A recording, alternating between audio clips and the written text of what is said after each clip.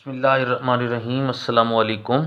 Dear students. आज हमारा जो टॉपिक है यह है Pakistan relations with SAARC countries. SAARC is a name of the organisation that stands for South Asian Association for Regional cooperation.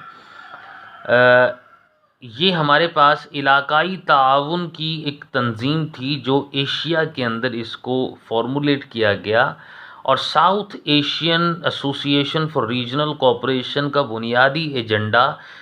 Asia के अंदर जितने कंट्रीज़ हैं उसके साउथ साइड पे बेसिकली उनका आपस में एक कोऑपरेशन था, जिसके तहत वो अपने रिलेशंस को और अपनी इकोनॉमिक जो सिचुएशन है उसको बेटर कर सकते हैं।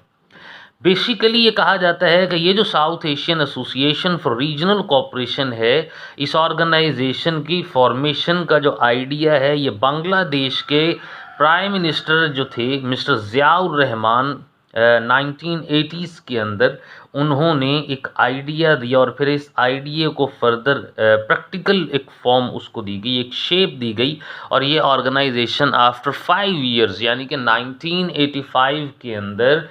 ये ऑर्गेनाइजेशन जो है इसको इस्टेब्लिश कर लिया गया था। इस ऑर्गेनाइजेशन का जो बेसिक एजेंडा था वो बेसिकली यही था कि जो मेंबर कंट्रीज़ हैं साउथ एशियन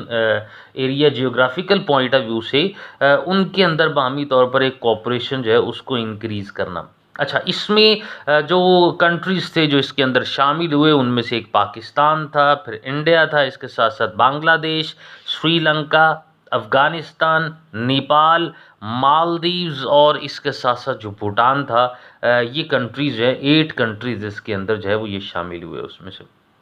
अच्छा, इस ऑर्गेनाइजेशन के कुछ ऑब्जेक्टिव्स भी इस बुक के अंदर जिनको डिस्कस किया गया है, उनमें से जो पहला ऑब्जेक्टिव इनके अंदर था वो ये था कि साउथ एशियन कंट्रीज़ के आपस में बाहमी तौर पर ख़ुद एतमादी की फ़िज़ा को कायम करते हुए इज्तमाही तौर पर ताल्लुकात को इंक्रीज़ करना और सिचुएशंस को बेटर करना। बुनियादी बेसिक एजेंडा इसमें से ये था। सेकंड, इसके अंदर जो ऑब्जेक्टिव ये था कि कोलैबोरेशन आपस के अंदर जो है वो ज़्यादा कायम करना और म्यूचुअल असिस्टेंस को इंक्रीज़ करना, यानी कि बाहमी तौर पर मदद जो है उसको इंक्रीज़ करना इसमें से, और कंट्रीज़ की इकोनॉमिक कंडीशन के साथ साथ कल्चरल, टेक्निकल और साइंटिफिक फील्ड्स के अंदर भी इन रिलेशंस को ज़्यादा इंक्रीज़ कर देना इसमें से। थर्ड पॉइंट इसके अंदर वो ये था कि बाहमी तौर पर ऑर्गेनाइजेशंस की मदद से जितने कंट्रीज़ हैं उनके दरमियान जो कोऑपरेशन है और डिफरेंट मैटर्स को सॉल्व करने के साथ साथ ताउन को भी इसके अंदर इंक्रीज़ करने का भी एक एजेंडा इसके अंदर जो है उसको शामिल किया गया इसमें से। ऑब्जेक्टिव्स के अंदर एक और पॉइंट जो है इसमें शामिल किया गया, वो पॉइंट वो ये था कि आपस के अंदर ऑर्गेनाइजेशन की मदद से 11 डिफरेंट फील्ड्स थी जिन फील्ड्स के अंदर इसको प्रमोट करने का भी एक काम उसमें से लिया गया। अच्छा, वो 11 फील्ड्स हैं कौन कौन सी, जिनमें से एक टेलीकम्युनिकेशन है, दूसरी मेट्रोलॉजी है, third transport, ship building, tourism, agricultural field के अंदर रिसर्च, और साइंटिफिक फील्ड के अंदर जो है एक प्रमोशन उसको क्रिएट करना, और टेक्निकल और एजुकेशनल फील्ड्स के अंदर भी मुख्तलिफ जो है एक दूसरे के साथ ताल्लुकात को इंक्रीज़ करना, इसमें इसको जो है वो शामिल किया गया उसमें से। पाँचवा पॉइंट इसके अंदर ये था कि सार्क कंट्रीज़ की बुनियाद पर मुख्तलिफ़ किस्म के जो प्रोटोकॉल्स थे उनको साइन किया गया, और रीजनल बेसिस पे भी बहुत सारे एडवांटेजेस को गेट किया गया। हम उसकी एग्जांपल देते हैं कि सार्क जितने कंट्रीज़ हैं उनके दरमियान डिफरेंट गेम्स को भी कंडक्ट करवाया गया था, और उन गेम्स के ज़रिए से जो प्लेयर्स थे उनकी पार्टिसिपेशन की बुनियाद पर कंट्रीज़ में रिलेशंस को कल्चरली, जियोग्राफिकली, ट्रेडिशनली और इकोनॉमिकली पॉइंट ऑफ व्यू से एक दूसरे के साथ ताल्लुकात को इंक्रीज़ उसमें से किया गया। अच्छा, पॉइंट नंबर 6 इसके अंदर जो डिस्कस किया गया वो ये था कि एग्रीमेंट्स जो है वो न्यूक्लियर इंस्टॉलेशंस के पॉइंट ऑफ व्यू से और एयर सर्विसेज की बुनियाद पर भी इन कंट्रीज़ के आपस में ताल्लुकात को इस्टेब्लिश किया गया, और इसी पॉइंट ऑफ व्यू से बहुत सारे ऐसे एग्रीमेंट्स थे जिनके ऊपर मुख्तलिफ कंट्रीज़ ने बाहमी तौर पर साइन किया उसमें से। अच्छा, ये जो कंट्रीज़ हैं, इन कंट्रीज़ के बाहमी तौर पर जो रिलेशंस हैं, उनको फ़र्दर यहाँ पर जो है कुछ-कुछ पॉइंट्स की फ़ॉर्म के अंदर उनको डिस्कस किया गया है, जिसमें से पहला जो रिलेशन है यहाँ पर जिसको डिस्कस किया जा रहा है, वो है पाकिस्तान का रिलेशन बांग्लादेश के साथ, जिसके 5 पॉइंट्स हम यहाँ पर इसमें से डिस्कस कर रहे हैं। पहला सिलसिला इसमें जो डिस्कस किया गया कि पाकिस्तान ने बांग्लादेश को 1974 के अंदर लाहौर में रिकग्नाइज़ किया, उस मौका पर जब सेकंड इस्लामिक हेड कॉन्फ्रेंस जो है ऑर्गेनाइज हुई थी लाहौर के अंदर ही, पाकिस्तान के अंदर ही। सो एट दैट टाइम बांग्लादेश को रिकग्नाइज़ किया गया था एज एन इंडिपेंडेंट कंट्री और स्टेट के तौर पर उसमें से। सेकंड इसमें से ये किया गया कि दोनों कंट्रीज़ के दरमियान जुलाई 1976 के अंदर एक एग्रीमेंट साइन होता है ढाका के अंदर, जिसमें इस बात के लिए फाइनलाइज किया गया कि दोनों कंट्रीज़ शिप बिल्डिंग, बैंकिंग और टेलीकम्युनिकेशन के फील्ड के अंदर एक दूसरे के साथ जो रिलेशंस हैं उनको इस्टेब्लिश करेंगे उसमें से।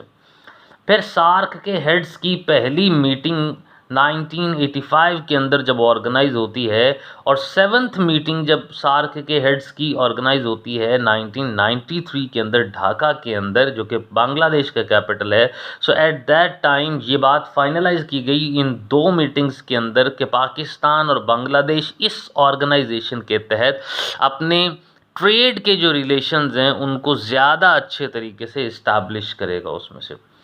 पॉइंट नंबर 4 इसके अंदर ये डिस्कस किया गया है कि एक एग्रीमेंट फिर उसके बाद जो साइन किया गया पाकिस्तान और बांग्लादेश के दरमियान 1993 के अंदर, और ये जो 1993 के अंदर ये एग्रीमेंट साइन किया गया था, ये 7th जो मीटिंग थी सार्क के हेड्स की, उसके अंदर इसको फाइनलाइज किया गया, जिसके तहत ये बात की गई कि जी पाकिस्तान बांग्लादेश को आने वाले 2 इयर्स के अंदर 300 के करीब ट्रैक्टर्स जो हैं उनको प्रोवाइड करेगा, और जो कि एग्रीकल्चरल फील्ड के अंदर एज अ टूल के तौर पर बहुत ज़्यादा बेनिफिशियल होते हैं, और लेटेस्ट फॉर्म के अंदर एग्रीकल्चरल पॉइंट ऑफ व्यू से इसके अंदर काफ़ी ज़्यादा डेवलपमेंट आती है। अच्छा, पॉइंट नंबर 5 जो इसके अंदर डिस्कस किया गया है बांग्लादेश के पॉइंट ऑफ व्यू से, वो ये है कि 13th जो कॉन्फ्रेंस है सार्क के हेड्स की, जिसको जो ढाका के अंदर जिसका इनेकाद हुआ 2005 के अंदर, कि जिसके पॉइंट ऑफ व्यू से प्राइम मिनिस्टर बांग्लादेश के बांग्लादेश की जो प्राइम मिनिस्टर थी खालिदा ज़िया, वो एट दैट टाइम इस सार्क की प्रेसिडेंट अगले साल के लिए इसमें से इलेक्ट हुई, और इसके साथ साथ इस मीटिंग के अंदर पाकिस्तान ने जो डिफरेंट डिस्प्यूटेड जो मैटर्स थे कश्मीर के सलूशन के पॉइंट ऑफ व्यू से, उसके ऊपर काफ़ी ज़्यादा ज़ोर दिया, और ये कहा गया कि इस इलाके के मुस्तकबिल के लिए और बेटरमेंट के पॉइंट ऑफ व्यू से, इकोनॉमिकल ग्रोथ के पॉइंट ऑफ व्यू से कश्मीर का इशू बहुत ज़्यादा ज़रूरी है, क्योंकि इसके बगैर मामलात को, भले वो इकोनॉमिक पॉइंट ऑफ व्यू से हों या कल्चर पॉइंट ऑफ व्यू से हों या म्यूचुअल कोऑपरेशन के पॉइंट ऑफ व्यू से हों, उनको ज़्यादा अच्छे तरीके से डेवलप नहीं किया जा सकता जब तक कश्मीर के मैटर को सॉल्व ना कर लिया जाए। सो ये पाकिस्तान और बांग्लादेश के south Asian Association for Regional cooperation के तहत जो रिलेशंस थे इनको यहाँ डिस्कस किया गया है। यहाँ तक हम आज इंशाल्लाह इसको कर रहे हैं जी। नेक्स्ट हमारे पास पाकिस्तान और Sri Lanka and then Nepal and Maldives और भूटान, इसको इंशाल्लाह अज़ीज़ हम कल डिस्कस करेंगे। यहाँ तक के लिए अभी आपने प्रिपेयर करना है। कल बाकी के जितने कंट्रीज़ हैं जो कि सार्क की मेंबर्स भी हैं, उनके साथ होने वाले जो रिलेशंस हैं हिस्टोरिकल पॉइंट ऑफ व्यू से, जो एग्रीमेंट्स जो साइन हुए, जो जो डेवलपमेंट्स हुई, हम उन डेवलपमेंट्स को कल इंशाल्लाह इसका तज़किरा करेंगे। अल्लाह हाफिज़।